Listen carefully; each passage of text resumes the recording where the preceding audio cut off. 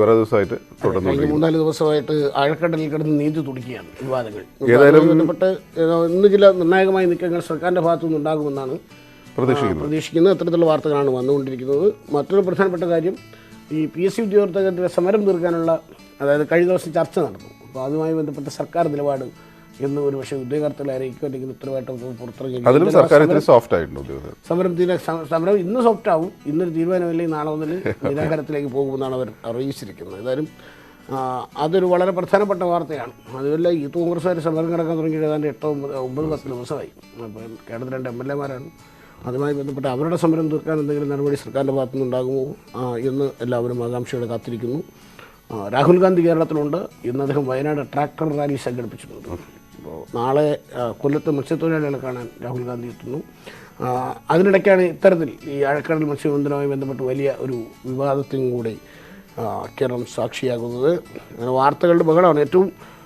ഇന്നത്തെ ഏറ്റവും പ്രധാനപ്പെട്ടത് രാവിലെ കണ്ട വാർത്തയാണ്. മാന്നാറിൽ നിന്നൊരു യുവതിയെ, 4 ദിവസം മുമ്പ് ഗൾഫിൽ നിന്നെത്തിയ യുവതിയെ ഇന്ന് പുലർച്ചെ 2 മണിയോടെ വീടിൻ്റെ വാതിൽ തകർത്ത ഒരു സംഘം തട്ടിക്കൊണ്ടുപോയി. സ്വർണ്ണക്കടത്തുമായി ബന്ധപ്പെട്ട സംഘമാണ് എന്ന് സംശയിക്കുന്നത് പോലീസ് പറയുന്നുണ്ട്. ഇന്നത്തെ ഏറ്റവും പ്രധാനപ്പെട്ട വാർത്ത, ഒരു ഡെവലപ്പ് ചെയ്യാൻ സാധ്യതയുള്ള ഒരു വാർത്തയും അതുതന്നെയാണ്. ഒരുപാട് വാർത്തകൾ വളരെ വിശദമായി തന്നെ എല്ലാത്തിലേക്കും നോക്കാം. ആദ്യം തലകെട്ടുകൾ. അപ്പോൾ ആദ്യം തന്നെ ഈ ആഴക്കടൽ മത്സ്യബന്ധനവുമായി ബന്ധപ്പെട്ട വാർത്തകളുടെ വിശദാംശങ്ങളിലേക്ക് പോകാം എന്നാണ് കരുതുന്നത്. ഈ ആഴക്കടൽ എന്ന് പറയുന്നത് നമുക്ക് പരിചയമില്ലാത്തൊരു മേഖലയാണ്. അതുകൊണ്ട് തന്നെ ഒരുപാട് കൺഫ്യൂഷൻ ഉള്ളതാണ്. ഏതായാലും വലിയ തോതിൽ കൺഫ്യൂഷൻ ഉണ്ടാക്കാൻ കഴിഞ്ഞു ഈ ആരോപണങ്ങൾക്ക് എന്ന് തന്നെ വേണം മനസ്സിലാക്കാൻ. ഒരു പകച്ചുപോയി എന്ന് നമുക്ക് തുടക്കത്തിൽ കണ്ടപ്പോൾ അതാണ്. കാരണം ഇത് ഇങ്ങനെ MOU ഉണ്ടോ ഇല്ലയോ, ഒപ്പിട്ടോ, വന്നോ, കണ്ടോ തുടങ്ങിയ ചോദ്യങ്ങളായിരുന്നു. ആദ്യഘട്ടത്തിൽ എനിക്ക് തോന്നി ഈ ആരോപണം ഉന്നയിച്ച ദിവസം കാര്യമായ മറുപടി മന്ത്രി മേഴ്സിക്കുട്ടിയമ്മയുടെ ഭാഗത്ത് മാത്രമാണ്. പിന്നെയാണ് വരുന്ന ദിവസങ്ങളിൽ ഇത് മുഴുവൻ പരിശോധിച്ച് മന്ത്രിമാരും മുഖ്യമന്ത്രിയെല്ലാം ഈ വ്യവസായ മന്ത്രിയായാലും മുഖ്യമന്ത്രിയായാലും ഇതിന് മറുപടി പറഞ്ഞത്. പക്ഷേ ആ മറുപടി പറയുമ്പോഴും വളരെ വേറൊരു സൂചന അതിനകത്ത് കൊണ്ടുവന്നു എന്നുള്ളതാണ്. ഏതാണ് ഇൻലാൻഡ് നാവിഗേഷൻ കോർപ്പറേഷൻ ഒരു പൊതുമേഖലാ സ്ഥാപനമാണ്. അതിൻ്റെ MD ആരാണ് എന്ന് നിങ്ങൾക്കറിയാം. അതിൻ്റെ മറ്റൊരു രീതിയിലേക്ക് ആരോപണം പോകുന്നു എന്ന് വളരെ കൃത്യമായിരുന്നു. ഏതായാലും അതുമായി ബന്ധപ്പെട്ട് ഇന്ന് പ്രശാന്തനെതിരെ വകുപ്പ് തല അന്വേഷണം ഉണ്ടാകും എന്നുള്ള സൂചനയൊക്കെ വരുന്നത്. നമുക്ക് ആ വാർത്തയിലേക്ക് പോകാം. ആഴക്കടൽ മത്സ്യബന്ധനവുമായി ബന്ധപ്പെട്ട വിവാദമായ ധാരണാപത്രം റദ്ദാക്കുന്നതിൽ സർക്കാർ തീരുമാനം ഇന്നുണ്ടായേക്കും. സർക്കാർ നയത്തിന് വിരുദ്ധമെന്ന വിലയിരുത്തലിൻ്റെയും പ്രതിപക്ഷ വിമർശനങ്ങളുടെയും പശ്ചാത്തലത്തിലാണ് നടപടി. KSINC MD N പ്രശാന്തിനെതിരെ അന്വേഷണവും പ്രഖ്യാപിച്ചേക്കും. 400 ട്രോളറുകളും 5 മദർ വെസലുകളും നിർമ്മിക്കാനാണ് EMCCയുമായി KSINC ധാരണാപത്രത്തിൽ ഏർപ്പെട്ടത്. വിവാദമായതോടെ ധാരണാപത്രം റദ്ദാക്കി തടിയൂരാനാണ് ശ്രമം. നടപടിക്രമങ്ങൾ പാലിക്കാതെയാണ് ധാരണാപത്രം ഒപ്പിട്ടതെന്നാണ് സർക്കാരിന്റെ വാദം. സർക്കാരിന്റെ മത്സ്യനയത്തിന് വിരുദ്ധമായ ധാരണാപത്രം മുഖ്യമന്ത്രിയോ ഫിഷറീസ് വകുപ്പോ അറിഞ്ഞിരുന്നില്ലെന്നും വിശദീകരണമുണ്ട്. MOU എന്ന് പറയുന്നത് 100 കണക്കിന് MOU ഉണ്ട്. അത് പ്രാവർത്തികമാകുന്നത് എഗ്രിമെന്റിന്റെ ഭാഗമായിട്ടാണ്. എഗ്രിമെന്റിന്റെ ഭാഗമാകുമ്പോൾ ലോ വകുപ്പ് വെറ്റിയണം, ക്യാബിനറ്റ് തീരുമാനിക്കണം. അപ്പോൾ പ്രാരംഭ ദശയിലുള്ള ഈ പ്രൊജക്റ്റ് കേരള ഗവൺമെന്റിന്റെ നയവുമായി ബന്ധപ്പെട്ടുകൊണ്ടുള്ളതാണോ അല്ലയോ എന്ന് പരിശോധിച്ചതിന് ശേഷം മാത്രമേ തുടർ നടപടിയിലേക്ക് പോകൂ. ധാരണാപത്രത്തിന് പിന്നിൽ വൻ ഗൂഢാലോചനയും സർക്കാർ സംശയിക്കുന്നു. KSINC MD പ്രശാന്ത് നായരാണ് സംശയനിഴലിൽ. പ്രശാന്തിനെതിരെ അന്വേഷണവും നടപടിയും ഉണ്ടായേക്കും. കഴിഞ്ഞ ദിവസം മുഖ്യമന്ത്രിയെ കണ്ട മന്ത്രി മേഴ്സിക്കുട്ടിയമ്മയും പ്രശാന്തിനെതിരെ നടപടി ആവശ്യപ്പെട്ടിരുന്നു. ധാരണാപത്രം റദ്ദാക്കുന്നതോടെ വിവാദം അവസാനിക്കുമെന്ന പ്രതീക്ഷയിലാണ് സർക്കാർ. എന്നാൽ ചേർത്തല മെഗാ ഫുഡ് പാർക്കിൽ മത്സ്യസംസ്കരണ യൂണിറ്റ് തുടങ്ങാൻ EMCCയുമായി KSINC ഉണ്ടാക്കിയ ധാരണാപത്രം റദ്ദാക്കുമോ എന്ന് വ്യക്തമല്ല. ന്യൂസ് 18 തിരുവനന്തപുരം. ഇപ്പോൾ ഈ കരാറ് വഴി നല്ലതാണോ ചീത്തയാണോ ഉണ്ടാവുക എന്നൊന്നും വിദഗ്ധമായി പറയാനുള്ള ആളല്ല ഞങ്ങൾ. പക്ഷേ സ്പ്രിംഗ്ലറാണ് ഓർമ്മ വരുന്നത്. ആദ്യം ഒരുപാട് ന്യായീകരിക്കുന്നു, അറിയില്ല എന്ന് പറയുന്നു, ആരോപണം ഉന്നയിച്ചവരെ പരിഹസിക്കുന്നു, അവസാനം അത് റദ്ദാക്കുന്നു. ഇതിപ്പോൾ ഇന്ന് റദ്ദാക്കുകയാണെങ്കിലും ഓർമ്മയിൽ വരുന്നത് അതാണ്. അപ്പോൾ കുറച്ചുകൂടി ക്ലാരിറ്റിയോടുകൂടി കാര്യങ്ങൾ അവതരിപ്പിക്കുകയാണെങ്കിൽ നമ്മളെപ്പോലുള്ള സാധാരണക്കാർക്ക് കൃത്യമായിട്ട് മനസ്സിലാവുമായിരുന്നു.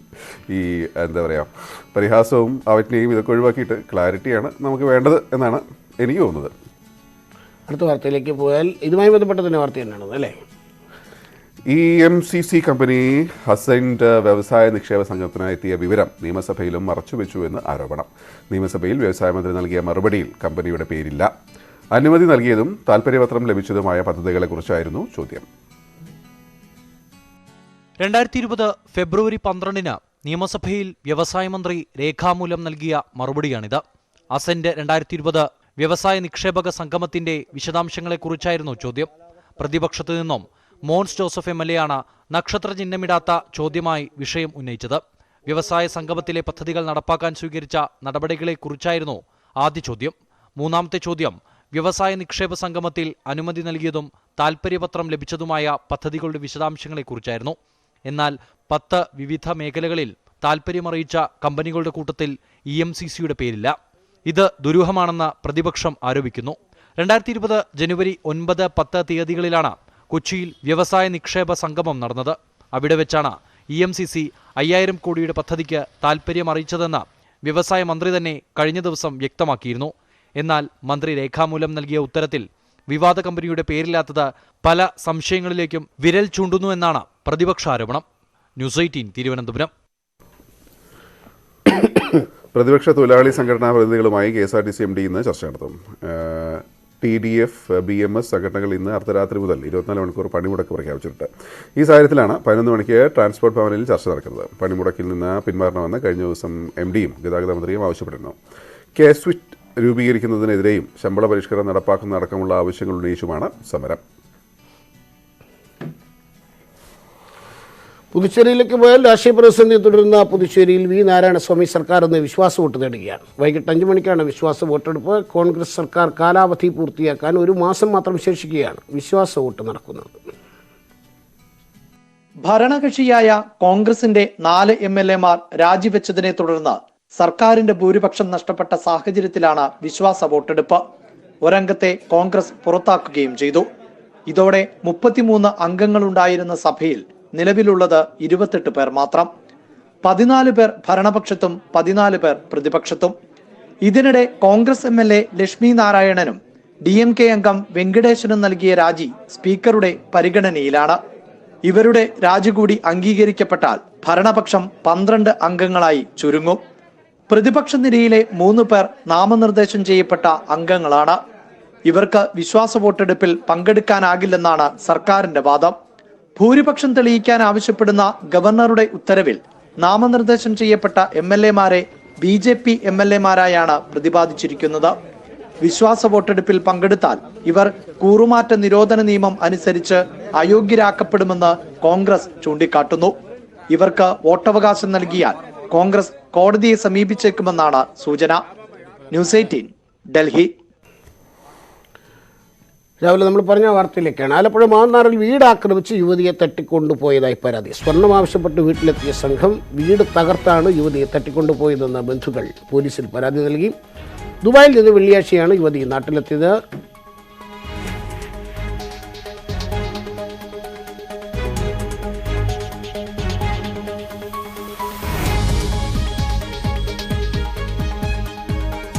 ശരണ്യാണ് ആലപ്പുഴയിൽ നിന്ന് വിവരങ്ങളുമായി ചേരുന്നത്. ശരണ്യ, വളരെ നറുക്കമുണ്ടാക്കുന്നൊരു വാർത്ത, പ്രത്യേകിച്ച് പുലർച്ചെ 2 മണിയുടെ ഒരു സംഘം വീട്ടിലെത്തുക, വാതിൽ തകർത്ത് യുവതിയെ ബലമായി തട്ടിക്കൊണ്ടുപോവുക. അതിന് പിന്നിൽ ഇങ്ങനെ ഒരു ദുരൂഹത കൂടി ആരോപിക്കപ്പെടുമ്പോൾ വരും മണിക്കൂറുകളിൽ വളരെ ഗൗരവമുള്ളൊരു വാർത്തയിലേക്ക് നമ്മൾ പോകുന്നുണ്ട്.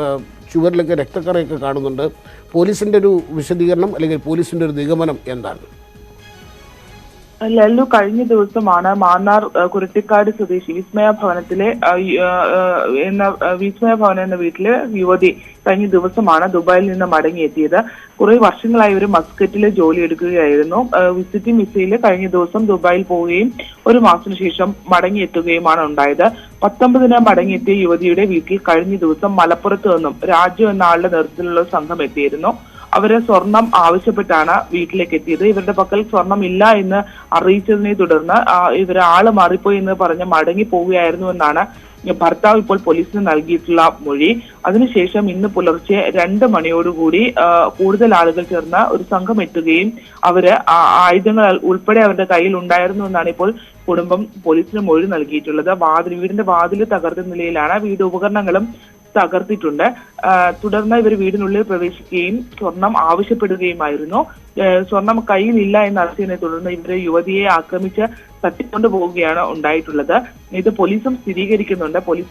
മാന്നാർ പോലീസ് ഇവർക്കായുള്ള തിരച്ചിൽ തുടരുകയാണ്. എന്തായാലും ഇതിന് സ്വർണ്ണക്കടത്തുമായി ബന്ധമുണ്ടോ എന്നതിനെ സംബന്ധിച്ചൊക്കെ പോലീസ് പരിശോധിച്ചു വരുന്നു. യുവതിയുടെ ഫോണും പോലീസിന്റെ പക്കലുണ്ട്. അതിൽ വന്ന കോളുകളടക്കം പോലീസ് ഇപ്പോൾ പരിശോധിച്ചുകൊണ്ടിരിക്കുകയാണ്. വരുന്ന മണിക്കൂറുകളിലെ കൂടുതൽ വിവരങ്ങൾ ലഭിക്കുകയുള്ളൂ. എന്തായാലും സ്വർണ്ണക്കടത്തുമായി ബന്ധമുള്ള സംഘമാണ്, മലപ്പുറത്തു നിന്നുള്ള സംഘമാണ് മാന്നാറിലെ വീട്ടിലെത്തിയതെന്നാണ് ഇപ്പോൾ പ്രാഥമികമായ നിഗമനം. ശരണ്യ, ദൃശ്യങ്ങൾ കാണുമ്പോൾ ഒരുപാട് സംഘടന നടന്ന പോലെ തോന്നുന്നു. അതെ അതെ, കാരണം ഭിത്തിയിലൊക്കെ ചോരക്കറയാണെന്ന് തോന്നുന്നു. വീട്ടുകാർക്ക് പരിക്കേറ്റു അല്ലെങ്കിൽ വീട്ടുകാർക്കടക്കം പരിക്കുണ്ടെന്ന സൂചനകളുണ്ട്. അങ്ങനെ എന്താണ് ബന്ധുക്കൾ പറയുന്നത്? എന്താണ് ഇതുമായി ബന്ധപ്പെട്ട്? ആ ദൃശ്യങ്ങളിൽ കാണുന്നത് ചോരക്കറയല്ല, മറിച്ച് അത് പിന്നെ ഇവര് വീട് ആക്രമിക്കുന്ന സമയത്ത് അവിടെ ഉണ്ടായിരുന്ന സ്ത്രീ ഈ ആക്രമിക്കുന്ന സമയത്ത് ബിന്ദുവിന്റെ അമ്മയ്ക്ക് പരിക്കേറ്റിട്ടുണ്ട്. അവരുടെ നെറ്റിയിൽ ഒരു മുറിവുണ്ട്. ഇവര് തിരിച്ച് ഇതിനെ പ്രതിരോധിക്കുന്നതിന് വേണ്ടി മുളക് പൊടി കലക്കി എറിഞ്ഞിരുന്നു. അതിന്റെ ദൃശ്യങ്ങളാണ് ആ ചുവന്ന കളറിൽ നമ്മൾ കാണുന്നത്. അത് രക്തക്കറയല്ല. പക്ഷെ വീട്ടിലെ വീട്ടുപകരണങ്ങൾ ഇവർ തകർത്തിട്ടുണ്ട്. ഒപ്പം തന്നെ ഇത് പ്രതിരോധിക്കാൻ ശ്രമിക്കുന്നതിനിടയിൽ ബിന്ദുവിന്റെ അമ്മയ്ക്ക് നെറ്റിയിൽ ഒരു ചെറിയ മുറിവും ഉണ്ടായിട്ടുണ്ട്. അതിനൊക്കെ അപ്പുറത്തേക്ക് ഇതിന്റെ ഒരു പ്രാധാന്യം എന്ന് പറയുന്നത് സ്വർണം ആവശ്യപ്പെട്ടാണ് സംഘം എത്തിയിട്ടുള്ളത്. സ്വർണ്ണക്കടത്തുമായി ബന്ധമുണ്ടോ എന്നുള്ളതാണ് ഇപ്പോൾ പോലീസ് ഏറ്റവും പ്രാധാന്യം നൽകി അന്വേഷിച്ചുകൊണ്ടിരിക്കുന്നത്. അതുമാത്രമല്ല, ഒരു യുവതിയുടെ വീട്ടിലേക്ക് പുലർച്ചെ എത്തുക, ആയുധങ്ങളുമായി എത്തുക, വീടിന്റെ വാതിൽ തുറക്കാത്തതിനെ തുടർന്ന് വാതിൽ അവരെ ചുറ്റികയ്ക്ക് അടിച്ച് തകർത്താണ് വീടിനുള്ളിലേക്ക് കയറിയിരിക്കുകയും സ്ത്രീയെ കൊണ്ടുപോവുകയും ചെയ്തിട്ടുള്ളത്. ഇത് എവിടെയുണ്ട് എന്നതിനെ സംബന്ധിച്ച് ഒരു വിവരവും ഇതുവരെ പോലീസിന് ലഭിച്ചിട്ടുമില്ല. അതുകൊണ്ട് തന്നെ കാര്യങ്ങൾ കുറച്ചുകൂടി ഗൗരവകരമാണ്. അത് സംബന്ധിച്ചിട്ടുള്ള കാര്യങ്ങളാണ് ഇപ്പോൾ പോലീസ് പരിശോധിച്ചു വരുന്നത്. എന്തായാലും ആക്രമണത്തിൽ ഗുരുതരമായ പരിക്കുകളൊന്നും ആർക്കും ആ വീട്ടിൽ ഉണ്ടായിട്ടില്ല.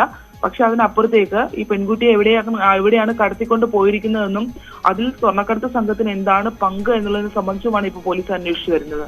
ഇതിലിപ്പോ സ്വർണ്ണക്കടത്ത് എന്ന ആംഗിൾ വരുന്നത് കുടുംബക്കാർ തന്നെ പറയുമ്പോഴാണ് അല്ലെ? അതെ അതെ, പോലീസിന് ഭർത്താവ് നൽകിയ മൊഴിയുടെ അടിസ്ഥാനത്തിൽ മാത്രമല്ല പോലീസും അത് സ്ഥിരീകരിക്കുന്നുണ്ട്. സ്വർണം ആവശ്യപ്പെട്ടാണ് സംഘം വീട്ടിലെത്തിയത് എന്ന് പോലീസും സ്ഥിരീകരിക്കുന്നുണ്ട്. ആദ്യകാലം മസ്കറ്റില് ഈ സ്ത്രീ ജോലി ചെയ്തിരുന്നത് മസ്കറ്റിലാണ് ആദ്യം. അതിനുശേഷം ദുബായിൽ വിസിറ്റിംഗ് വിസയിലാണ് ഈ കഴിഞ്ഞ ദിവസം പോയി 1 മാസമേ ആയുള്ളൂ വിസിറ്റിംഗ് വിസയിൽ ദുബായിൽ പോയിട്ട് മടങ്ങി എത്തിയിട്ടുള്ളത്.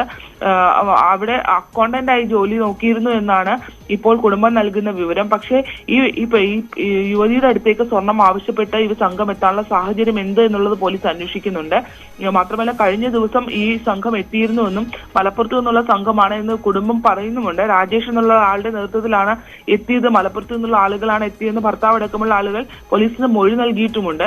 അതുകൊണ്ട് തന്നെ എങ്ങനെയാണ് ഇവരുമായുള്ള ബന്ധം എന്നുള്ളതിനെ സംബന്ധിച്ചൊക്കെ ഇത്തരത്തിലൊരു മൊഴി നൽകുമ്പോഴും ഈ വിവരം അറിയില്ല, സ്വർണ്ണമാക്കുന്നതിനെ സംബന്ധിച്ച് അറിയില്ല എന്ന് പറയുമ്പോഴും എത്തിയ ആളുകൾ ആരെ എന്നതിനെ സംബന്ധിച്ചൊക്കെ കൃത്യമായൊരു മൊഴി കുടുംബത്തിന്റെ ഭാഗത്തു നിന്ന് പോലീസിന് ലഭിച്ചിട്ടുണ്ട്. അതുകൊണ്ട് അത് കേന്ദ്രീകരിച്ച് തന്നെയാണ് അന്വേഷണം മുന്നോട്ട് പോകുന്നത്. അത്തരത്തിൽ ഈ പെൺകുട്ടിക്ക് ഇതുമായി വല്ല ബന്ധമുണ്ടോ അതോ ഈ വന്ന സംഘത്തിന് ഈ സ്വർണ്ണക്കടത്തുമായി ബന്ധമുണ്ടോ എന്നതൊക്കെ പോലീസ് പരിശോധിച്ചു വരികയാണ്. ഏതായാലും ശരണി റിപ്പോർട്ട് ചെയ്തത് ഞാൻ സത്യം പറഞ്ഞാൽ രാവിലെ ചോര കണ്ടപ്പോൾ പേടിച്ചു. പിന്നെയാണ് ഞാൻ മുളക് പൊടി കലക്കി മറ്റേ അക്രമികളെ പ്രതിരോധിക്കാൻ വേണ്ടി മുളക് പൊടി കലക്കി ഒഴിച്ചതാണ്. എന്നിട്ട് ഏതായാലും അത്രയും സമാധാനം. ഏതായാലും പക്ഷേ ഈ സംഭവം ഞെട്ടിക്കുന്ന സംഭവമാണ്. പുലർച്ചെ 2 മണിക്ക് ഒരു സംഘം വീട് ആക്രമിച്ചിട്ട് യുവതിയെ തട്ടിക്കൊണ്ടുപോവുക, അതിന് മുന്നിൽ ഇങ്ങനെ ഒരു സംഭവമുണ്ടെന്ന് ആരോപിക്കപ്പെടുക, ബന്ധുക്കൾ അത്തരത്തിൽ പരാതി കൊടുക്കുക എന്നൊക്കെ പറയുമ്പോൾ വരും മണിക്കൂറുകൾ നിർണായകമാണ്. ഒന്നാമത് നമ്മളിപ്പോൾ സ്വർണ്ണക്കടത്ത് വിവിധ ഏജൻസികൾ അന്വേഷിക്കുന്നു. സ്വർണ്ണക്കടത്ത് ഇല്ലാതാക്കാൻ വേണ്ടിയിട്ട് എന്താ പറയുക, വലിയ ഏജൻസികളൊക്കെ ഇവിടെ പെടാപ്പാട് വിടുമ്പോഴാണ് നിർബാധം ഉണ്ടെങ്കിൽ നിർബാധം അതിൻ്റെ ഇടയിൽ നിന്ന് നടക്കുന്നു. പുലർച്ചെ അതിൻ്റെ പേരിൽ ഒരു സ്ത്രീയെ തട്ടിക്കൊണ്ടുപോകുന്നു. എന്തൊക്കെയാണ് നമ്മുടെ നാട്ടിൽ സംഭവിക്കുന്നത് എന്നുള്ളത് നമ്മൾ വളരെ സാഹൂദം വീഴ്ചകൊണ്ടിരിക്കുകയാണ്. വരും മണിക്കൂറിൽ അതിൻ്റെ ഫോളോ അപ്പ് ഉണ്ടാവും. മറ്റ് വിവരങ്ങളിലേക്ക് കടക്കാം. കോഴിക്കോട് നാദാപുരം വിളയെടുത്ത് നിന്ന യുവാവിനെ തട്ടിക്കൊണ്ടുപോയ കേസിൽ 2 പേർ അറസ്റ്റിൽ. വില്യാപ്പള്ളി സ്വദേശികളായ ഫൈസൽ, സഹീദ് എന്നിവരെയാണ് പ്രത്യേക അന്വേഷണ സംഘം അറസ്റ്റ് ചെയ്തത്.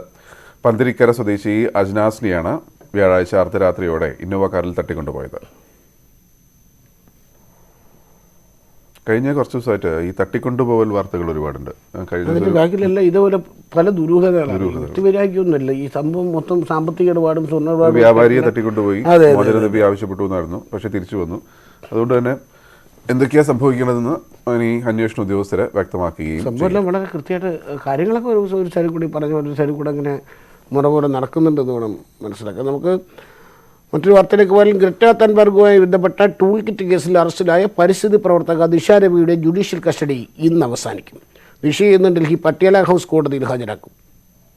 ദിശ നൽകിയ ജാമ്യാപേക്ഷയിൽ ഡൽഹി അഡീഷണൽ സെഷൻസ് കോടതി നാളെ വിധി പറയും.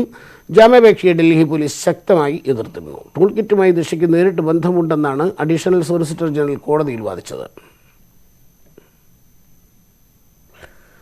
നിയമനം ആവശ്യപ്പെട്ട സെക്രട്ടേറിയറ്റ് മുന്നിൽ നടത്തുന്ന സമരം കടുപ്പിക്കാനൊരുങ്ങി PSC ഉദ്യോഗാർത്ഥികൾ. ചർച്ചയിൽ സർക്കാർ നൽകിയ ഉറപ്പ് ഉത്തരവായി ഇന്ന് നൽകിയില്ലെങ്കിൽ നാളെ മുതൽ നിരാഹാര സമരത്തിലേക്ക് കടക്കാനാണ് ലാസ്റ്റ് ഗ്രേഡ് ഉദ്യോഗാർത്ഥികളുടെ തീരുമാനം.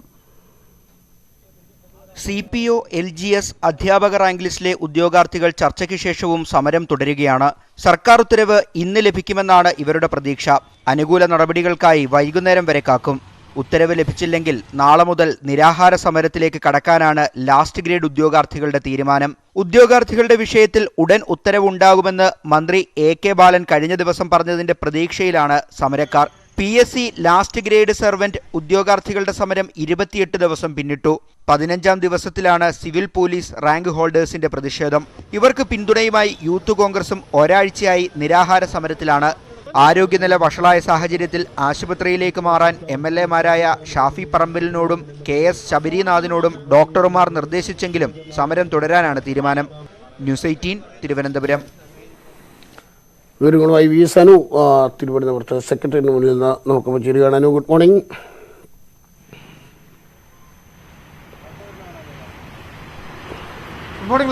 ഈ കഴിഞ്ഞ ദിവസം നടന്ന ചർച്ചയുടെ വിശദാംശങ്ങൾ പറഞ്ഞതാണ്. ഇപ്പോൾ ഇതുമായി ബന്ധപ്പെട്ട് ചർച്ച തങ്ങൾക്ക് അനുകൂലമായിരുന്നു എന്ന് ഉദ്യോഗാർത്ഥികൾ പറയുന്നു.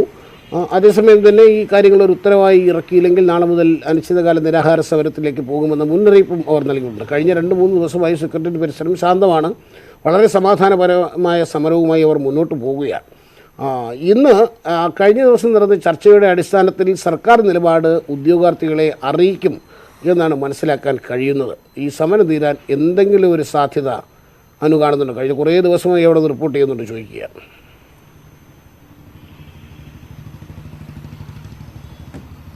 ലല്ലു, ഏറ്റവും പ്രധാനം PSC ഉദ്യോഗാർത്ഥികളുടെ സമരവുമായി ബന്ധപ്പെട്ട ഏറ്റവും നിർണായകമായ ഒരു ദിവസമാണ് ഇന്ന് എന്ന് വേണം നമുക്ക് മനസ്സിലാക്കാൻ. കാരണം കഴിഞ്ഞ ദിവസം ADGP മനോജ് എബ്രഹാം, അതുതന്നെ ആഭ്യന്തര സെക്രട്ടറി TK ജോസ് എന്നിവരുമായി ഉദ്യോഗാർത്ഥികളുടെ ചർച്ച നടന്നിരുന്നു. ഈ ചർച്ചയിലുള്ള തീരുമാനങ്ങൾ ഇന്ന് ഒരു പക്ഷേ ഒരു GO ഗവൺമെന്റ് ഓർഡറായി ഇറങ്ങാനുള്ള സാധ്യതയാണ് നമുക്ക് അറിയാൻ കഴിയുന്നത്. കാരണം അന്ന് ഉദ്യോഗാർത്ഥികൾ പറഞ്ഞതും അത് PRD വഴി അറിയിക്കും, അതായത് ഒരു ഗവൺമെന്റ് ഓർഡറായി ഇക്കാര്യം അറിയിക്കും എന്നുള്ള ഒരു നിലപാടാണ് ചർച്ചയിലുണ്ടായത്. ഇന്നലെ AK ബാലൻ മന്ത്രിയുടെ വാക്കുകളിലും ഇക്കാര്യം വ്യക്തമാണ്. ഇന്നൊരു പക്ഷേ അത്തരം ഒരു തീരുമാനം ഉണ്ടാകും. പക്ഷേ എന്താണ് ഇവരുടെ പ്രധാന ആവശ്യങ്ങൾ, അതുമായി ബന്ധപ്പെട്ട് എന്തൊക്കെ തീരുമാനങ്ങൾ ഇക്കാര്യത്തിൽ ഉണ്ടാകുന്നു എന്നുള്ളതും ഏറ്റവും ശ്രദ്ധേയമാണ്. CPO ഉദ്യോഗാർത്ഥികളെ സംബന്ധിച്ച് അവരുടെ ഏറ്റവും പ്രധാനപ്പെട്ട ആവശ്യം അവരുടെ കുറ്റം കൊണ്ടല്ലാതെ അവർക്ക് നഷ്ടമായ 8 മാസം, അതുകൊണ്ട് തന്നെ ആ കാലയളവ് നീട്ടിക്കൊടുക്കുക, അല്ലെങ്കിൽ റാങ്ക് പട്ടിക അല്ലെങ്കിൽ പ്രത്യേക സർക്കാരിന്റെ പ്രത്യേക അധികാരം ഉപയോഗിച്ച് അതിന്റെ കാലാവധി കഴിഞ്ഞതാണ്. പക്ഷേ ഇതിൽ നിന്ന് തന്നെ നിയമനം നടത്തുക എന്നുള്ളതാണ് CPO റാങ്ക് ഹോൾഡേഴ്സിന്റെ ഏറ്റവും പ്രധാനപ്പെട്ട ആവശ്യം. LGS ആകട്ടെ അവർ കൂടുതൽ തസ്തിക വേണം എന്ന അടക്കമുള്ള കാര്യങ്ങൾ അവർ ഉന്നയിക്കുകയും ചെയ്യുന്നു. ഏതായിരുന്നാലും ഉദ്യോഗാർത്ഥികളുടെ സമരം ഇവിടെ തുടരുകയാണ്. മറ്റൊരു പ്രധാനപ്പെട്ട കാര്യം, തൊട്ടപ്പുറത്ത് ഉദ്യോഗാർത്ഥികൾക്ക് ഐക്യദാർഢ്യം പ്രഖ്യാപിച്ചുകൊണ്ട് ഷാഫി പറമ്പിൽ, ശബരിനാഥൻ എന്നിവരുടെ സമരവും നടക്കുന്നുണ്ട്. ഇന്ന് യുവമോർച്ചയുടെ സെക്രട്ടേറിയറ്റ് മാർച്ചുണ്ട്, ABVP-യുടെ ലോങ് മാർച്ചുണ്ട്. ഇത്തരത്തിൽ ഇന്ന് നിർണായക ദിനമായതുകൊണ്ട് തന്നെ കൂടുതൽ സമരങ്ങൾ ഇന്ന് സെക്രട്ടേറിയറ്റിന്റെ മുന്നിലേക്ക് എത്തുന്നുണ്ട്. നമുക്ക് ഉദ്യോഗാർത്ഥി പ്രതികളോട് ചോദിക്കാം, ഇന്നത്തെ ഒരു ദിവസം നിങ്ങൾ എങ്ങനെയാണ് കാണുന്നത്? ഇന്ന് GO ഇറങ്ങുമെന്ന് പറയുന്നുണ്ട്, എന്താണ് നിങ്ങളുടെ ഒരു പ്രതീക്ഷ? എന്താണ്? വളരെ ശുഭപ്രതീക്ഷയോടാണ് നിൽക്കുന്നത്. കാരണം ഇന്ന് 16ാമത്തെ ദിവസമാണ് ഞങ്ങൾ സമരത്തിന് നിന്നത്. അപ്പോൾ മിനിഞ്ഞാന്നിപ്പോൾ ചർച്ചയ്ക്ക് വിളിച്ചു. അതന്നെ എല്ലാവർക്കും ഒരു സന്തോഷമായിട്ടുണ്ട്. കാരണം ഗവൺമെൻറ്റിൽ നിന്ന് അങ്ങനത്തെ ഒരു പ്രതികരണം ലഭിച്ചതിന്. അപ്പോൾ ഇന്ന് നമുക്ക് അനുകൂലമായിട്ടുള്ളൊരു നിലപാടുണ്ടാകും തന്നെയാണ് പ്രതീക്ഷിക്കുന്നത്. എല്ലാവരും അതിൻ്റെ ഒരു സന്തോഷത്തിൽ തന്നെയാണ്. അങ്ങനെ ആവട്ടെ എന്ന് പ്രാർത്ഥിക്കുന്നു. ഗോപി, ഇത്തരത്തിൽ ശുഭപ്രതീക്ഷകളുമായാണ് ഉദ്യോഗാർത്ഥികൾ സെക്രട്ടറിയേറ്റ് മുന്നിൽ ഉള്ളത്. ഏതായിരുന്നാലും ഇന്ന് അഥവാ അങ്ങനെ ഒരു ഉത്തരവ് ഉണ്ടായില്ല എങ്കിൽ നാളെ മുതൽ അനിശ്ചിതകാല നിരാഹാര സമരം തുടങ്ങുമെന്നുള്ളതാണ് LGS ഉദ്യോഗാർത്ഥികളായിട്ട് ലയ അടക്കമുള്ളവർ വ്യക്തമാക്കിയിട്ടുള്ളത്. അങ്ങനെയെങ്കിൽ അത് കൂടുതൽ കലുഷിതമാകും. പ്രത്യേകിച്ച് സംസ്ഥാനം ഒരു തെരഞ്ഞെടുപ്പിൽ അഭിമുഖീകരിക്കാൻ പോകുന്ന ഒരു കാലഘട്ടത്തിൽ ഉദ്യോഗാർത്ഥികളുടെ ഒരു നിരാഹാര സമരം തീർച്ചയായും സർക്കാരിനെ സംബന്ധിച്ച് വലിയ രീതിയിലുള്ള തിരിച്ചടി ഉണ്ടാകും. ഒരുപക്ഷെ അതിന് ഇടയാക്കാത്ത തരത്തിലുള്ള തീരുമാനം ഇന്നുണ്ടാകും. അതുതന്നെയാണ് ഉദ്യോഗാർത്ഥികളുടെ പ്രതീക്ഷയും. സ്വാഭാവികമായും നേരത്തെ സൂചിപ്പിച്ചതുപോലെ യുവമോർച്ച മാർച്ച് അടക്കമുള്ള സമരപരിപാടികളും ഇന്ന് സെക്രട്ടേറിയറ്റിന് മുന്നിലുണ്ട്. അത് ഏതെങ്കിലും തരത്തിലുള്ള ലാത്തിചാർജിലേക്ക് കടക്കുമോ എന്നുള്ള കാര്യവും, പ്രത്യേകിച്ച് ശോഭാ സുരേന്ദ്രൻ വന്നതോട് സമരവുമായി എത്തിയതോടുകൂടിയാണ് യുവമോർച്ച കുറച്ചെങ്കിലും ഈ സമരത്തിൽ നിന്ന് പിന്മാറുന്ന ഒരു സാഹചര്യം സെക്രട്ടേറിയറ്റ് പരിസരത്ത് ഉണ്ടായി. അതിനുശേഷം ഇപ്പോൾ വീണ്ടും യുവമോർച്ച നാളുകൾക്ക് ശേഷം വീണ്ടും ഈ സമരമുഖത്തേക്ക് എത്തുന്നു എന്നുള്ള പ്രത്യേകതയും ഇന്നത്തെ സമരത്തിനുണ്ട്. ലല്ലു, പറഞ്ഞ പോലെ വളരെ നിർണായകമായ ഒരു ദിവസം. സമരം അവസാനിപ്പിക്കേണ്ട സമയം കഴിഞ്ഞു. അല്ലേ, 10-16 ദിവസമായി കുറേ മനുഷ്യർ വന്നിങ്ങനെ ഭരണസ്ഥിരാ കേന്ദ്രത്തിന് മുന്നിൽ ഒരു ജോലിയുമായി ബന്ധപ്പെട്ട് ഇങ്ങനെ സമരം നടത്തുകയാണ്. അവരെന്തൊക്കെ കണ്ടു എന്നുള്ളതാണ്. കഴിഞ്ഞ ദിവസം അനുവിൻ്റെ തന്നെ ഒരു സ്റ്റോറി ഉണ്ടായിരുന്നു. ഈ നാഷണൽ ഗെയിംസിൽ മെഡൽ നേടിയ ഒരു കായിക താരത്തിൻ്റെ മകളുടെ കുറിച്ച്. ഇപ്പം 6 മാസമൊക്കെ ഉള്ള ഒരു ചെറിയ കുഞ്ഞാണ്. ഇവരൊക്കെ വന്നത് ഈ ലാത്തിചാർജും ടീർ ഗ്യാസും ഒക്കെ കണ്ട് 10-16 ദിവസമായി സെക്രട്ടേറിയറ്റ് മുന്നിൽ ഇങ്ങനെ സമരം നടത്തുന്നൊരു സാഹചര്യം. അത് ഏതായാലും അത് അവസാനിക്കട്ടെ എന്ന് മാത്രം ആഗ്രഹിക്കുന്നു. വലിയ മാർച്ചുകളൊക്കെ ഉള്ള ദിവസം എന്തിനാണ് ഇവരായിട്ട് ഇങ്ങനെ ഇട്ട് കഷ്ടപ്പെടുത്തുന്നുള്ളത്? കാരണം അവർ വളരെ സമാധാനപരമായിരിക്കും സമരം ചെയ്യുന്നത്. പക്ഷേ അങ്ങനെയല്ല. ഈ സമരത്തിൻ്റെ മറ്റു പലരും ചെയ്യുന്ന സമരത്തിൻ്റെ ഈ ഭാവമാറ്റവും രൂപമാറ്റമൊക്കെ അനുഭവിക്കേണ്ടി വരുന്നതും ഇത്തരത്തിലുള്ള സാധാരണക്കാരായ പാവങ്ങളായ ഉദ്യോഗാർത്ഥികൾ. ഏതായാലും ആ സമരം അവസാനിക്കട്ടെ. നമുക്കൊരു ഇടവേളയിലേക്ക് പോയി തിരിച്ചു വരാം.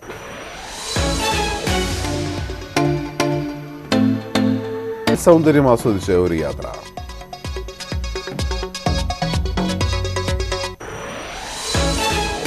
Chucked it.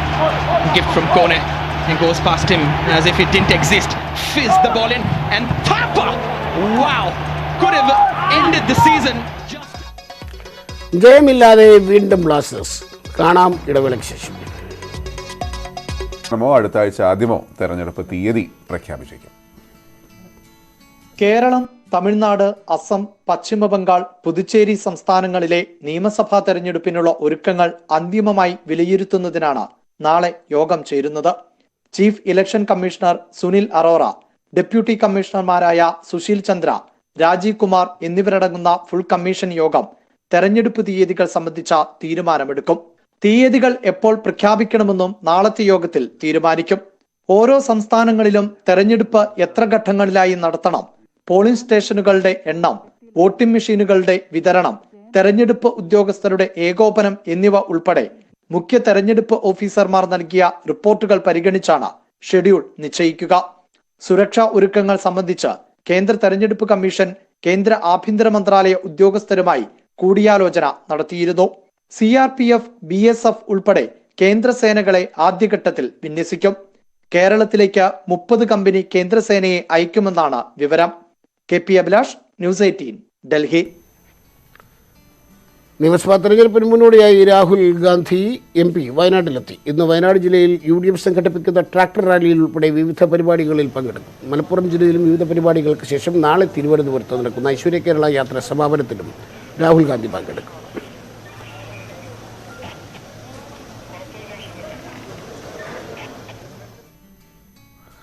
സംശുദ്ധം സദ്ഭരണം എന്ന മുദ്രാവാക്യമുയർത്തി രമേശ് ചെന്നിത്തല നയിച്ച ഐശ്വര്യ കേരള യാത്രയുടെ സംസ്ഥാനതല പര്യടനം അവസാനിച്ചു. നാളെ വൈകിട്ട് ശംഖുമുഖം കടപ്പുറത്ത് സമാപന സമ്മേളനം രാഹുൽ ഗാന്ധി ഉദ്ഘാടനം ചെയ്യും.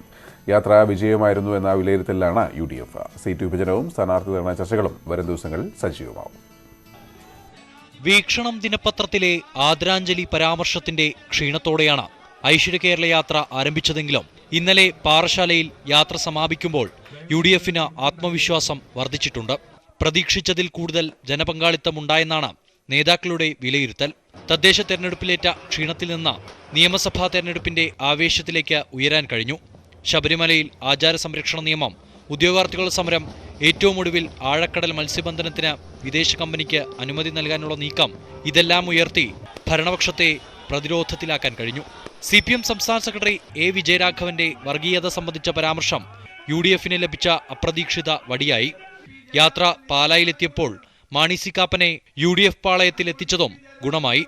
ജോസ് കെ മാണി വിഭാഗമില്ലെങ്കിലും മധ്യകേരളത്തിൽ കരുത്ത് ചോർന്നിട്ടില്ലെന്ന് തെളിയിക്കാനുള്ള UDFന്റെ നെട്ടോട്ടത്തിൽ കാപ്പൻ ബോണസാണ്. നാളെ ശംഖുമുഖത്ത് സമാപന റാലി രാഹുൽ ഗാന്ധി ഉദ്ഘാടനം ചെയ്യും.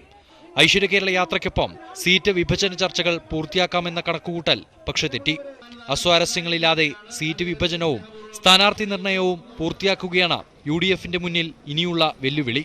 ന്യൂസ് 18 തിരുവനന്തപുരം. CPM സംസ്ഥാന സെക്രട്ടറി A. വിജയരാഘവൻ നയിക്കുന്ന വികസന മുന്നേറ്റ ജാഥ ഇന്ന് മലപ്പുറം ജില്ലയിൽ പര്യടനം പൂർത്തിയാക്കും.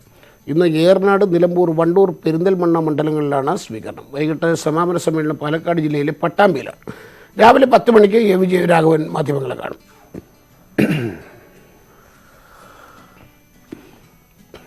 BJP സംസ്ഥാന അധ്യക്ഷൻ K. സുരേന്ദ്രൻ നയിക്കുന്ന വിജയയാത്ര ഇന്ന് കണ്ണൂർ ജില്ലയിൽ പര്യടനം നടത്തും. വൈകിട്ട് ഇറങ്ങുന്ന പൊതുസമ്മേളനം കേന്ദ്ര സഹമന്ത്രി ജനറൽ VK സിംഗ് ഉദ്ഘാടനം ചെയ്യും. രാവിലെ പയ്യന്നൂരിലാണ് ജില്ലയിലെ ആദ്യ സ്വീകരണം. ഉച്ചയ്ക്ക് ഇരിട്ടിയിലും വൈകുന്നേരം പാനൂർ, തലശ്ശേരി, കണ്ണൂർ എന്നിവിടങ്ങളിലും യാത്രയ്ക്ക് സ്വീകരണം നൽകും. യാത്രയുടെ ബഹളമാണ്. ഈ 3 യാത്ര കഴിഞ്ഞെങ്കിൽ അടുത്തൊരു യാത്രയിലേക്കാണ് നമ്മൾ പോകുന്നത്. ഇതെല്ലാം വണ്ടിയിലാണ്. ഇനി നമ്മൾ കാണാൻ പോകുന്നത് നടന്നുള്ള യാത്രയാണ്. ഗംഭീര യാത്രയാണ്. കരുത്ത് കാട്ടാനും മാണി സി കാപ്പനെ പ്രതിരോധിക്കാനുമായി പാലായിൽ നിന്ന് ജോസ് കെ മാണിയുടെ പദയാത്ര. LDF സംഘടിപ്പിക്കുന്ന പദയാത്ര മണ്ഡലത്തിലെ മുഴുവൻ പഞ്ചായത്തുകളിലും എത്തും. മാർച്ച് ആദ്യാഴ്ച മാണി സി കാപ്പനും യാത്ര നടത്തുന്നുണ്ട്. മാണി സി കാപ്പന്റെ സ്ഥാനാർത്ഥിത്വത്തെ ആദ്യഘട്ടത്തിൽ വില കുറച്ചു കാണുകയായിരുന്നു ഇടതു ക്യാമ്പ്. കാപ്പന്റെ ആരോപണങ്ങളോട് നേരിട്ട് പ്രതികരിക്കാൻ ജോസ് കെ മാണി തയ്യാറായിരുന്നില്ല. എന്നാൽ കാപ്പൻ ഉയർത്തുന്ന വെല്ലുവിളി ചെറുതല്ല എന്ന ഇടതു നേതൃത്വം വിലയിരുത്തുകയാണ്. അതിന്റെ ഭാഗമായാണ് ജോസ് കെ മാണി പദയാത്ര നടത്താൻ LDF നിർദ്ദേശം നൽകിയത്. മുത്തുവലി പഞ്ചായത്തിലെ പന്തത്തലയിൽ നിന്ന് ആരംഭിച്ച് ഒരു ഉച്ചവരെയുള്ള സമയത്ത് ഒരു 6 കിലോമീറ്ററോളം നടക്കുക. അതിനുശേഷം കരൂർ പഞ്ചായത്തിലേക്ക് പോകും. അങ്ങനെ 5 ദിവസം നീണ്ടു നിൽക്കുന്ന പദയാത്രയാണ് ഉദ്ദേശിക്കുന്നത്. ഇന്ന് തുടങ്ങുന്ന ജാഥ 27 വരെ നീണ്ടു നിൽക്കും. മുന്നണി വിട്ട് കാപ്പൻ പാലായിൽ നടത്തിയ പ്രകടനത്തെ മറികടക്കാനുള്ള ശ്രമമാണ് ഇടതുമുന്നണി നടത്തുന്നത്. ജോസിന്റെ മുന്നണി മാറ്റമടക്കമുള്ള വിഷയങ്ങളും സർക്കാരിന്റെ വികസന പ്രവർത്തനങ്ങളും ജനങ്ങൾക്ക് മുന്നിൽ അവതരിപ്പിക്കും. ഇടതുജാഥയ്ക്ക് മുൻപേ തന്നെ കാപ്പൻ വികസന സന്ദേശയാത്ര പ്രഖ്യാപിച്ചിരുന്നു. മാർച്ച് ആദ്യ ആഴ്ചയാണ് കാപ്പന്റെ യാത്ര. ന്യൂസ് 18 കോട്ടയം. യാത്ര എല്ലാം കൂടെ അല്ലേ നാട്ടുകാരെ പൊറിഞ്ഞു മുട്ടും. യാത്ര എന്ന് പറയുമ്പോൾ നമുക്ക് ഇവിടെ ഇരുന്നെങ്കിലും വായിക്കാം. പക്ഷേ നല്ല ചൂടാട്ടോ. ആന്നേ, പുറത്തൊക്കെ ഇറങ്ങിയ കരിഞ്ഞാണ് കയറുന്നത്. ഭയങ്കര ചൂടാണ്. 5 ദിവസത്തെ പദയാത്ര എന്നൊക്കെ പറയുമ്പോൾ പിന്നെ നടത്തട്ടല്ലേ. ഇത് മാത്രമല്ല, ഒന്ന് ആലോചിച്ചോക്കണ്ടത്. ഇപ്പോൾ ഫെബ്രുവരി തീരുന്നേ ഉള്ളൂ. മാർച്ച്, ഏപ്രിൽ, മെയ് 3 മാസമാണ്. ഈ ഇലക്ഷൻ മറക്കാൻ നടക്കുന്ന ചേട്ടന്മാരെയൊക്കെ ഉണ്ടല്ലോ. അതുകൊണ്ട് തന്നെ സ്വാഭാവികമായിട്ടും ഓരോ യാത്രകളും ഇത്തിരി അധ്വാനം തന്നെയാണ്. നേതാക്കൾക്ക് അധ്വാനിക്കട്ടെ. വല്ലപ്പോഴും അല്ലേ. ഏതായാലും മറ്റു വാർത്തകളിലേക്ക് വരാം. പ്രവാസി വോട്ട് കേസിലെ ഹർജിക്കാരൻ ഷംസീർ വയലിൽ ഇന്ന് കേന്ദ്ര തെരഞ്ഞെടുപ്പ് കമ്മീഷനെയും കേന്ദ്ര നിയമമന്ത്രിയെയും കാണും. പ്രവാസികൾക്ക് ഒരുക്കുന്ന പോസ്റ്റൽ വോട്ട് സൗകര്യത്തിൽ ആദ്യഘട്ടത്തിൽ തന്നെ ഗൾഫ് പ്രവാസികളെ ഉൾപ്പെടുത്തണമെന്നാണ് ആവശ്യം. ഗൾഫ് ഇതര രാജ്യങ്ങളിലെ പ്രവാസികൾക്ക് മാത്രം തുടക്കത്തിൽ പോസ്റ്റൽ വോട്ട് സൗകര്യം ഒരുക്കുന്നുവെന്ന റിപ്പോർട്ടുകളുടെ അടിസ്ഥാനത്തിലാണ് കൂടിക്കാഴ്ച.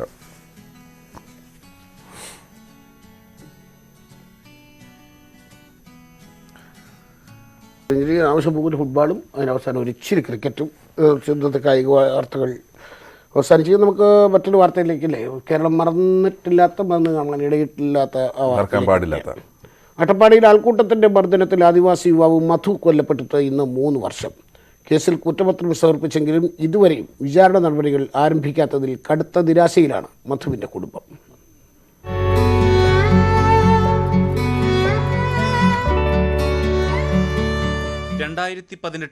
ഫെബ്രുവരി 22 അന്നാണ് സമൂഹ മനസാക്ഷിയെ ഞെട്ടിച്ച ക്രൂരമായ കൊലപാതകം നടന്നത്. മാനസിക അസ്വാസ്ഥ്യമുള്ള അട്ടപ്പാടിയിലെ ആദിവാസി യുവാവ് മധുവാണ് ആൾക്കൂട്ട കൊലപാതകത്തിന് ഇരയായത്. മോഷണക്കുറ്റം ആരോപിച്ചായിരുന്നു കൈകൾ കെട്ടിയിട്ട് മധുവിനെ ക്രൂരമായി മർദ്ദിച്ചത്. മധുവിനെ മർദ്ദിക്കുന്നതിൻ്റെ ദൃശ്യങ്ങൾ സമൂഹമാധ്യമങ്ങളിലൂടെ പ്രചരിച്ചതോടെ വൻ പ്രതിഷേധമാണ് ഉയർന്നത്. ലോകത്തിനു മുൻപിൽ കേരളം തല താഴ്ത്തി നിന്ന നാളുകളായിരുന്നു അത്. പ്രതികളായ 16 പേരെയും പോലീസ് അറസ്റ്റ് ചെയ്തു. 2018 മെയ് മാസം പോലീസ് കുറ്റപത്രം സമർപ്പിച്ചെങ്കിലും വിചാരണ നടപടികൾ വൈകുകയാണ്. പ്രതികളെല്ലാം ഇപ്പോൾ ജാമ്യത്തിലാണ്. എന്നാൽ കുറ്റപത്രം വായിച്ചു കേൾപ്പിക്കുന്നതുൾപ്പെടെയുള്ള നടപടികൾ പോലും ആരംഭിച്ചിട്ടില്ല. കേസ് പരിഗണിക്കുന്ന മണ്ണാർക്കാട് SC/ST സ്പെഷ്യൽ കോടതിയിൽ ഏറെക്കാലം സ്ഥിരം ജഡ്ജി ഇല്ലാതിരുന്നതും നടപടികൾ വൈകുന്നതിന് കാരണമായിട്ടുണ്ട്.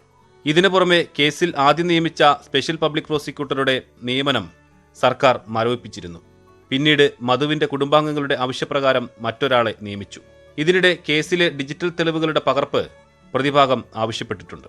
വിചാരണ നടപടികൾ വൈകുന്നതിൽ കടുത്ത നിരാശയിലാണ് കുടുംബം.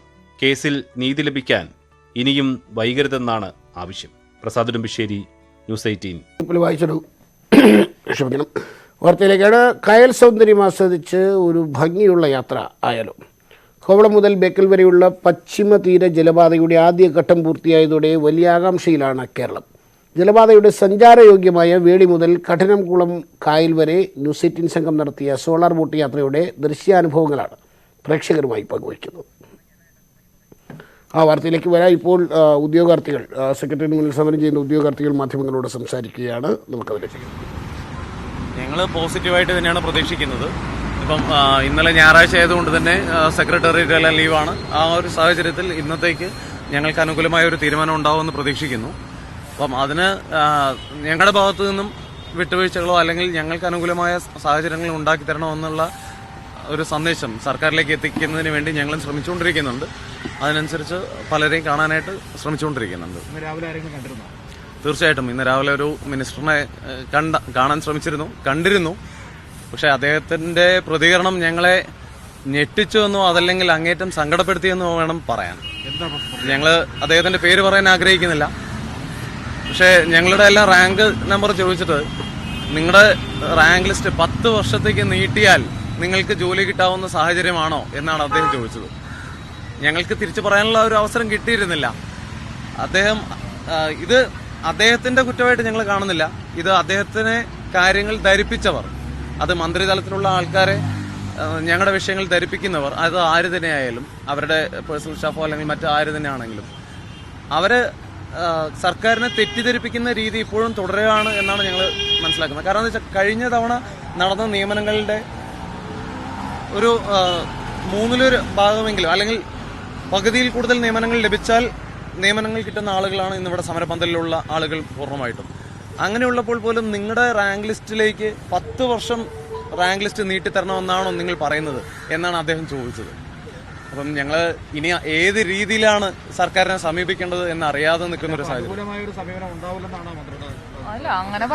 ഞങ്ങളോട് അങ്ങനെ നേരിട്ട് പറഞ്ഞിട്ടില്ല. അനുകൂലമായ സമീപനം ഉണ്ടാവില്ല എന്നുള്ളത് പറഞ്ഞിട്ടില്ല. ചീഫ് സെക്രട്ടറി തലത്തിൽ ഇന്നത്തേക്ക് വീണ്ടും മീറ്റിംഗ് വിളിക്കുന്നുണ്ട്. ഓരോ ഡിപ്പാർട്ട്മെന്റുകളിലെയും സെക്രട്ടറിമാരുമായിട്ട് സംസാരിക്കുന്നുണ്ട് എന്നെല്ലാം അദ്ദേഹം പറയുകയുണ്ടായി. അതെല്ലാം പോസിറ്റീവ് ആണെങ്കിൽ തന്നെയും നിങ്ങൾക്ക് ഇങ്ങനെ റാങ്ക് ലിസ്റ്റ് നീട്ടിക്കിട്ടുന്ന ഒരു സാഹചര്യമാണോ നിങ്ങൾക്ക് വേണ്ടത് എന്ന രീതിയിലുള്ള ചോദ്യം. അപ്പൊ എന്താ വെച്ച് കഴിഞ്ഞാൽ എന്റെ റാങ്ക് ഇവര് രണ്ടുപേരുണ്ടായിരുന്നു, ഞാനും ഉണ്ടായിരുന്നു. അപ്പൊ എന്റെ റാങ്ക് ചോദിച്ചു. അപ്പൊ ഞാൻ 583 എന്ന് പറഞ്ഞ ആവശ്യം ആള് പറഞ്ഞു, സഹോദരി 10 വർഷം നീട്ടി കിട്ടിയാൽ പോലും നിങ്ങൾക്ക് ജോലി കിട്ടില്ല, പിന്നെ എന്തിനാണ് നിങ്ങൾ ഈ സമരം ചെയ്ത് ഞങ്ങളെ നാണം കെടുത്തുന്നത്, അങ്ങനെ ഒരു ഇതാണ് പറഞ്ഞത്. സത്യത്തിൽ എനിക്കൊന്നും മിണ്ടാൻ പറ്റാതെ പെട്ടെന്ന് കുറച്ചു നേരം. കാരണം ഒരു 583 റാങ്ക് അത്ര മോശമാണെന്ന് എനിക്ക് തോന്നില്ല. ബഹുമാനപ്പെട്ട ധനമന്ത്രി അടക്കം എഴുതിയതാണ്. എത്രയും പെട്ടെന്ന് ലൈക്ക് ജോലി കിട്ടുന്നുള്ള രീതിയിലാണ് അദ്ദേഹം എഴുതിയത്. കാരണം സേഫ് ആയിട്ടുള്ള റാങ്കാണ്. പക്ഷെ അത് നമ്മുടെ മുൻപിൽ നിന്ന് പോകുമോ എന്നുള്ളൊരു ഭയം കൊണ്ട് തന്നെയാണ് നമ്മൾ സമരത്തിലേക്ക് മുന്നോട്ട് വന്നത്. തൃശ്ശൂർ കഴിഞ്ഞ തവണ 1310 നിയമനങ്ങൾ നടന്നിട്ടുള്ളതാണ്. അത് ലാസ്റ്റ് ഇയറിന്റെ റാങ്ക് ലിസ്റ്റിനെ കുറിച്ചിട്ട് അദ്ദേഹത്തിന് കൂടുതൽ അറിയാതെയാണോ എന്താണെന്ന് അറിയില്ല. പക്ഷേ ഭയങ്കരമായിട്ട് പെട്ടെന്ന് ഭയങ്കര വിഷമം തോന്നി. കാരണം ഇന്നലെ വരെ നമ്മൾ ഭയങ്കര പോസിറ്റീവായിട്ടാണ് ചിന്തിച്ചിരുന്നത്. കാരണം ഇന്ന് രാവിലെ മുതൽ നമ്മൾ നിരാഹാരം തുടങ്ങാനിരുന്നത് വൈകിട്ടത്തേക്ക് മാറ്റിയത് പോലും നമ്മൾ അവരുടേതായിട്ടുള്ള ഒരു പോസിറ്റീവായിട്ടുള്ള ഒരു അനുകൂലമായിട്ടുള്ള ഒരു നടപടി നമുക്ക് ഉണ്ടാകുമ്പോൾ നമ്മൾ അതിനെ ഇല്ലാതാക്കണ്ടെന്ന് കരുതിയിട്ടാണ്. പക്ഷെ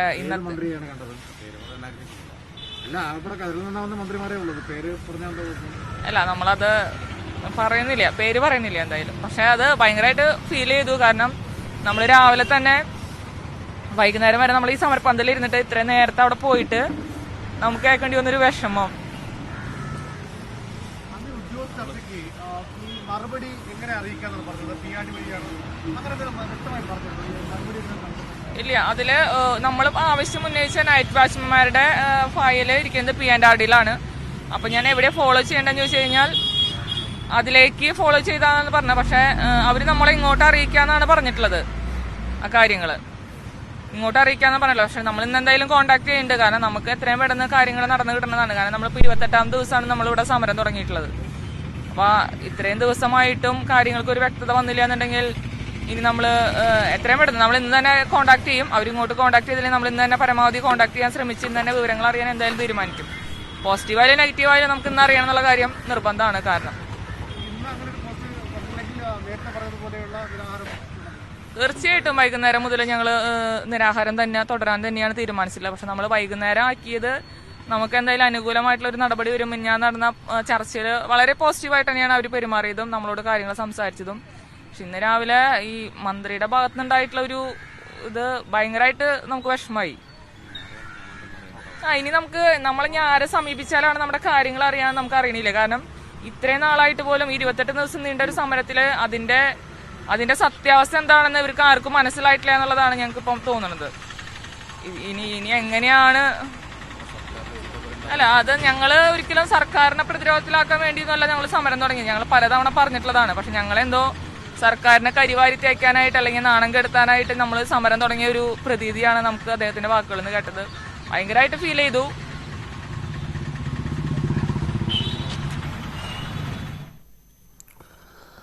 യെസ്, അനു ആണ് ചേരുന്നത്. അനു, നമ്മൾ രാവിലെ തുടങ്ങിയത് ഇന്ന് എന്താ പറയുക, ഉദ്യോഗാർത്ഥികൾക്ക് ആശ്വാസകരമായ തീരുമാനം ഉണ്ടാവുമെന്ന പ്രതീക്ഷയോടുകൂടിയായിരുന്നു. പക്ഷേ ഏത് മന്ത്രിയാണെന്ന് അവർ പറയുന്നില്ല. എന്നാലും ബന്ധപ്പെട്ടവരോട് സംസാരിച്ചതിൻ്റെ ഒരു നിരാശയാണ് അവരിപ്പോൾ പങ്കുവയ്ക്കുന്നത്. ഇപ്പോൾ രാവിലെ നമ്മൾ പങ്കുവച്ച പോലെ എല്ലാ കാര്യങ്ങൾ എന്നുണ്ടോ അനു?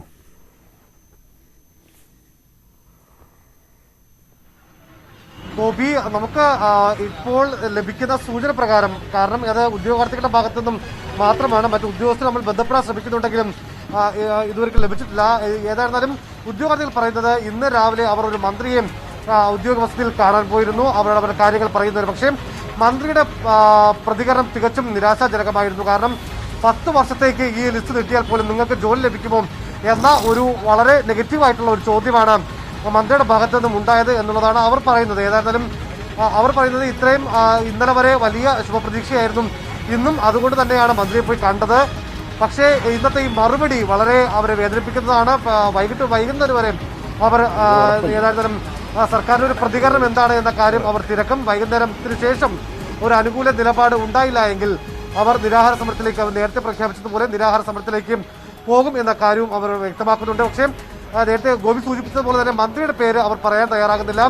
ഒരുപക്ഷെ സർക്കാരിന്റെ ഭാഗത്ത് നിന്ന് അങ്ങനെ ഒരു തീരുമാനം ഉണ്ടാകുമോ എന്നൊരു ആശങ്കയാണ് ഇപ്പോൾ ഉദ്യോഗാർത്ഥികൾ പങ്കുവയ്ക്കുന്നത്. ഗോപി, യെസ്, അനുവാണ് വിവരങ്ങൾ നൽകി. ഏതായാലും വരും മണിക്കൂറിലും നമ്മൾ കാര്യമായി തന്നെ ഈ വിഷയം നോക്കുകയും ഉറപ്പായും. കാരണം ഇന്ന് അതിനകത്തൊരു സർക്കാർ നിലപാട് എന്താണെന്ന് വളരെ കൃത്യമായി ഇന്ന് അറിയിക്കും എന്ന് പറഞ്ഞിട്ടുള്ള സ്ഥിതിക്ക് സ്വാഭാവികമായും ഇന്നത്തെ നോട്ടം സെക്രട്ടറിയുടെ മുന്നിലേക്ക് തന്നെയാണ്. കാരണം മറ്റൊരു സമരം മറ്റൊരു തലത്തിലേക്ക് പോകും, ഒരു അനുകൂല തീരുമാനം ഉണ്ടായില്ലെങ്കിൽ മറ്റൊരു തലത്തിലേക്ക് പോകുമെന്ന് ഉദ്യോഗാർത്ഥികൾ മുന്നറിയിപ്പ് നൽകിയിരിക്കുന്ന ഒരു സാഹചര്യം കൂടിയുണ്ട്.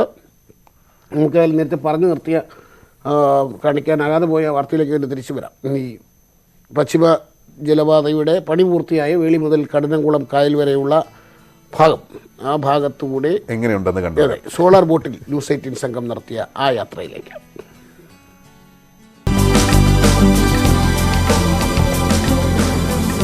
ഫസ്റ്റ് ഫേസിൽ നമ്മൾ ഈ കൊച്ചിയിലെ വ്യാവസായിക സ്ഥാപനങ്ങളിൽ നിന്നുള്ള, ഉദാഹരണമായിട്ട് പറഞ്ഞാൽ കൊച്ചിൻ റിഫൈനറിയിൽ നിന്നുള്ള പെട്രോളിയം പ്രോഡക്ട്സ് ഇത് കഴിയുന്നത്ര ജലപാത വഴിയാക്കാൻ വേണ്ടിയിട്ട് ശ്രമിക്കുന്നുണ്ട്. ഉദാഹരണമായിട്ട് പറഞ്ഞാൽ ചവറ KMML അവിടെ 200 ടൺ ഹൈഡ്രോക്ലോറിക് ആസിഡും ഫർണസ് ഓയിലും ദിവസവും ഉപയോഗിക്കുന്നുണ്ട്. ഇത് പാത വഴി കൊണ്ടുവരാൻ, ജലപാത വഴി കൊണ്ടുവരികയാണെങ്കിൽ അത്രയും ടാങ്കർ ലോറികളുടെ റോഡ് വഴിയുള്ള ഗതാഗതം നമുക്ക് ഒഴിവാക്കാൻ വെക്കും. ഇതേ രീതിയിൽ കനാൽ പാത വികസിപ്പിക്കുന്നതനുസരിച്ചിട്ട് പല സ്ഥാപനങ്ങളിലേക്ക് ആവശ്യമായിട്ടുള്ള ആസിഡ്, അതുപോലെയുള്ള ഹസാർഡസ് കെമിക്കൽസ്, അതുപോലെ പെട്രോളിയം പ്രോഡക്ട്സ് ഇതെല്ലാം കനാൽ വഴിയാക്കാനാണ് നമ്മൾ ഉദ്ദേശിച്ചിട്ടുള്ളത്. യാത്ര ഇങ്ങനെ നീണ്ട് കഠിനംകുളം കായലിലേക്ക് പ്രവേശിക്കുകയാണ്. അവിടെ നമ്മളെ കാത്തിരിക്കുന്നത് അതിമനോഹരമായ കാഴ്ചകൾ.